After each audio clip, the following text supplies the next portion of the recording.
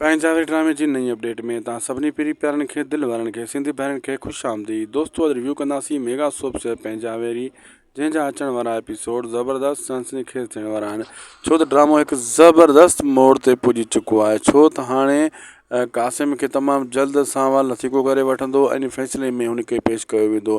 पर उन खां पहिरियां जेको आहे जाबिरनी जो रुख अलॻि मोड़णु चाहे थो, जंहिं ते चाकर ख़ान इन खे रोके छॾियो त बाबा तूं हिन कातिल खे बचाए इन जो आहे रुख फ़ैसिले जो टीं धुर ॾे छो थो मोड़णु चाहीं। मां ॿारु आहियां, नंढिड़ो ॿारु आहियां, ईअं न थींदो। ऐं हाणे चाकर ख़ान इन फ़ैसिले खे फाइनल कंदो। छो त चाकर ख़ान कीअं बि करे उन कसम ॾींदो, कसम ते हू जेका कसम ॻाल्हि कंदा उन ते हू हथीको कंदो क़ासिम खे। लेकिन क़ासिम खे सावल दलद वठण जी कोशिशि कंदो।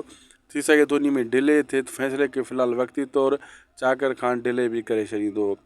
ऐं सिकू खे काफ़ी हद ताईं जाबिर मुतमइन करे वियो आहे त मुंहिंजो भाउ कातिल न आहे। जेको लाश जे मथां बीठो हुजे उहो कातिल कीअं थो थी सघे? कातिल लाश जे मथां कीअं बीहंदो? उन खे मारे उन मथां नथो बीह सघे, उहो त भॼी वेंदो न। त इन में सिकू खे बि हाणे शक पइजी वियो आहे। दोस्तो वीडियो पुॻो पंहिंजी पुॼाणी ते। अगरि अपडेट तव्हांखे सुठी लॻी शायदि को सो ब्लॉग खे सब्सक्राइब लाइक शेयर ज़रूरु कंदा।